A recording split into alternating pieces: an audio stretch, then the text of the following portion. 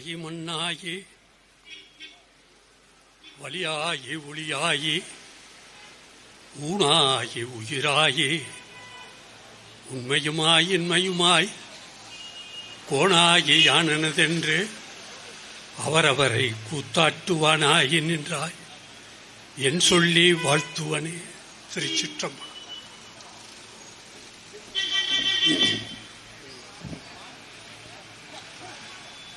அனைத்து தமிழ் நெஞ்சங்களுக்கும் அன்பார்ந்த வணக்கத்தையும் வாழ்த்துக்களையும் நன்றியையும் தெரிவித்துக் கொள்ளுகின்றோம். தமிழ்நாட்டிலே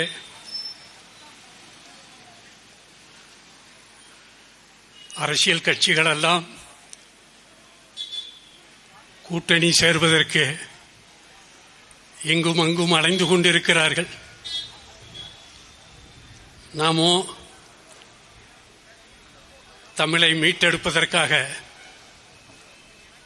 கோவிலிலே தமிழ் மந்திரம் ஒலிக்க வேண்டும் என்பதற்காக இங்கு கூடியிருக்கிறோம். இந்த கண்டன கூட்டத்தின் சார்பாக நாம் அரசுக்கு கடுமையான எதிர்ப்பை தெரிவிப்பதற்காகவே இந்த கூட்டத்தை கூட்டியிருக்கிறோம். இது உலகம் முழுவதும் வாழும் தமிழர்களிடையே சென்றடைய வேண்டும். அப்படி செல்லும் பொழுது அவர்களிடையே தமிழ் உணர்வு ஏற்படும் என்ற நோக்கத்தில் இன்று நாம் இந்த கண்டன கூட்டத்தை நடத்தி கொண்டிருக்கிறோம்.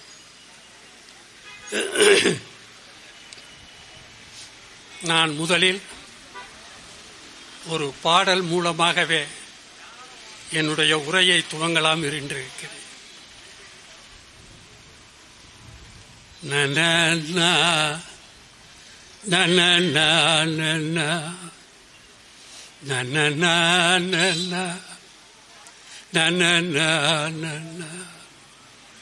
என்ன கவி பாடினார், என்ன கவி பாடினாலும் உந்தன் மனம் இறங்கவில்லை.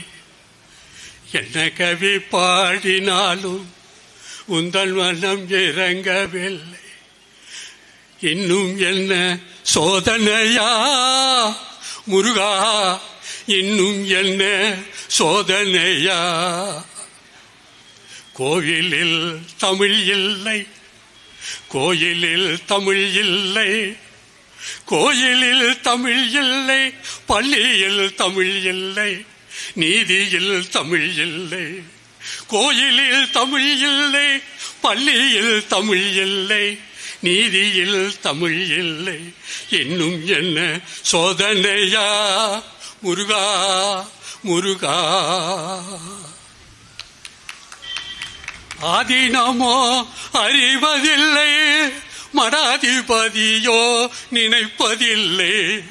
ஆதீனமோ அறியவில்லை, மடாதிபதியோ நினைப்பதில்லை. இன்னும் என்ன சோதனையா முருகா, இன்னும் என்ன சோதனையா. ஸ்டாலினோ பார்க்கவில்லை, ஸ்டாலினோ பார்க்கவில்லை, சாராய கடை மூடவில்லை. ஸ்டாலினோ பார்க்கவில்லை, சாராய கடை மூடவில்லை.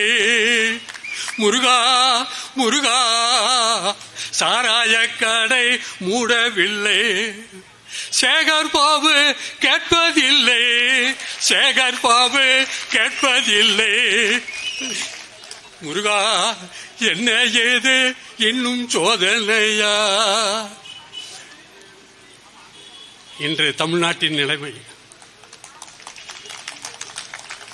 இதை எதிர்ப்பதற்காகத்தான் நாம் இங்கு கூடியிருக்கிறோம். கூட்டணி, எங்கு பார்த்தாலும் கூட்டணி. எனது கட்சிக்கு 2 தொகுதிகள், என்னுடைய கட்சிக்கு 3 தொகுதிகள். நான் தேர்தல் நெருங்கும் பொழுது சொல்லுகிறேன், இதுதான் இந்த அரசியல் கட்சிகளுடைய செய்தியாக தினமும் வந்து கொண்டிருக்கிறது. இந்த நேரத்திலே நான் ஒரு கருத்தை சொல்லுகிறேன். இந்த கூட்டணிக்காக அலைந்து கொண்டிருக்கிறார்களே, அவர்களுக்காக நான் சொல்லுகிறேன்.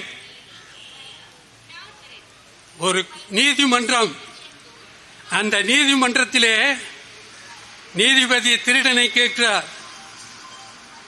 ஏப்பா உன் பேர் தான் ராமலிங்கம்மா? ஆமாங்க சாமி, என் பேர் தான் ராமலிங்கம். ஏப்பா தினம் திருட போறியா? திருடுனது உண்மையா? ஆமா திருடுனது உண்மைதான். ஆமாங்க சாமி. தினம் எத்தனை மணிக்கு போவ? தினம் ராத்திரி 2 மணிக்கு போவேன் சாமி அப்படின்னா. சரி நீ போனதெல்லாம் சரித்தான், உன் பொட்டாட்டி என் சேர்த்து கூட்டு போன அப்படின்னா. நீதிபதி கேட்டாரு, எசமையா விலைவாசி எல்லாம் கூடிக்கிருச்சு, நான் போய் அங்கே தங்கம் ரூபாய் எல்லாத்தையும் எடுத்துக்கிடுவேன். என் பொட்டாட்டி அவளுக்கு வேணுங்கிற சேலை பாவாடை பாடி எல்லாத்தையும் எடுத்துக்கிடுவா அப்படின்னு. கூட்டணி வச்சிருக்கிறவன் என்ன செய்யறான் தெரியுதா? சாதிய தலைவனும் மத தலைவனும் சேர்ந்து தமிழர்களை அழித்துக் கொண்டிருக்கிறார்கள். தமிழர்கள் உணர வேண்டும், சாதியும் மதமும் பொய்யானது. சாதியிலே, மதங்களிலே, சமய நெறிகளிலே வீணே அலைந்து அலைந்து அழிகின்றேரே. வள்ளலார் பாடுறார்.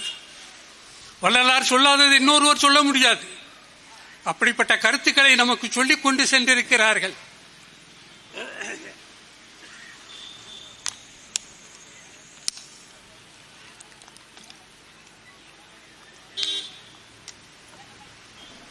ஆகவே இந்த கூட்டணி வைப்பவர்கள் எல்லாம் ஒரு சீட்டுக்காக 2 சீட்டுக்காக வசதியை நல்லா வாழ்றதுக்காக சாதி மக்களை வெறுத்து பாதி மக்களை காட்டி கொடுக்கிறார்கள், மதவாதிகளை காட்டி கொடுக்கிறார்கள். அதனால மத தலைவர்களை நம்பாதீர்கள், சாதிய தலைவர்களை நம்பாதீர்கள். தமிழர்களாக வாழ கற்றுக்கொள்ளுங்கள். நாம் தமிழர்களாக வாழ கற்றுக்கொண்டால் உலகத்திற்கு வழிகாட்டலாம்.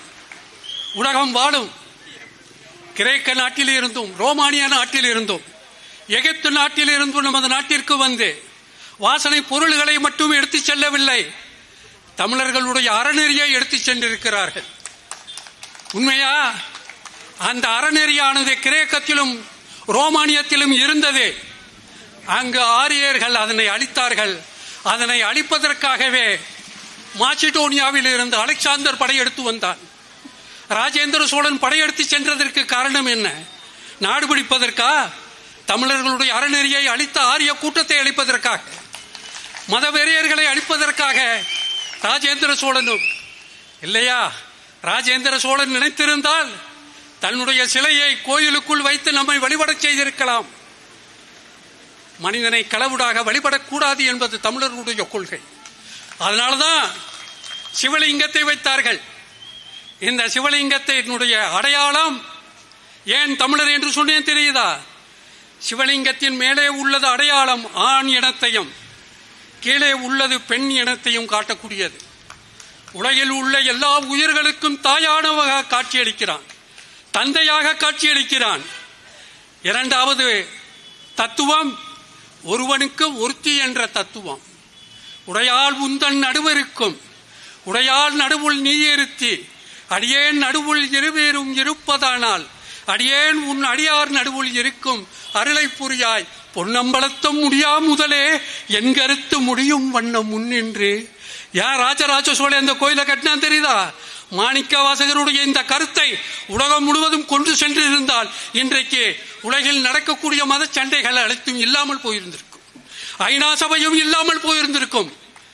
ஆனால் தமிழர்கள் கண்ட அந்த கருத்தானது மக்களுக்கு சென்றடையவில்லை. அதன் காரணமாகவே இன்றைக்கு நாம் நம்முடைய அறநெறியை மீட்டெடுப்பதற்காக இங்கு கூடியிருக்கிறோம். அந்த கூட்டணியில் சேர்கிறார்களே தமிழக அரசியல்வாதிகள், அதை ஒரு சினிமா பாடல் மூலமா சொல்லலாம்னு நினைக்கிறேன். ஏன் அப்படின்னா, நம்ம தலைவர் சீமானவர்கள் எங்க போனாலும் பாட்டு பாடுவார், எல்லாரும் கைதட்டுவாங்க. எனக்கு கைதட்டு கிடைக்குமான்னு நான் பாடுறேன்.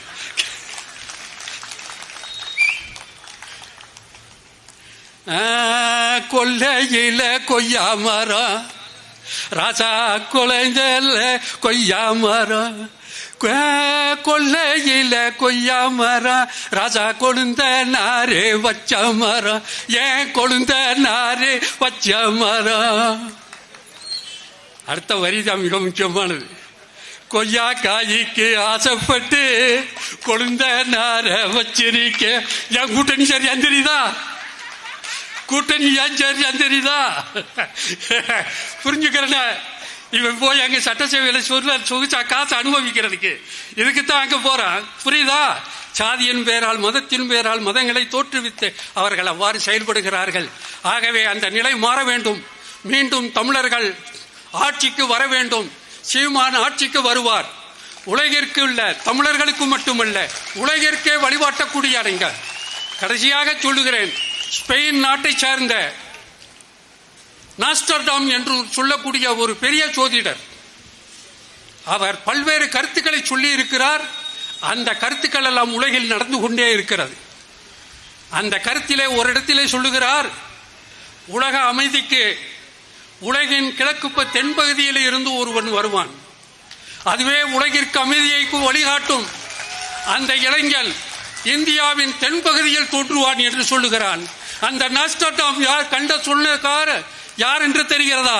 நம் தலைவன் சீமான் அவர்களையே சாரும் என்று நான் சொல்லுகிறேன். அதற்கு பக்கபலமாக எங்கள் ஐயா பே மணியரசன் அவர்களும் ஐயா வெங்கட்ராமன் அவர்களும் உறுதுணையாக இருக்கிறார்கள். அவர்களுடைய பேச்சை கேட்டுத்தான் நானும் அவர்களுக்கு தொண்டராக நான் மாற்றிக்கொண்டேன். அப்படிப்பட்ட ஒரு நிலையிலே தான் இங்கு நாம் வாழ்ந்து கொண்டிருக்கிறோம்.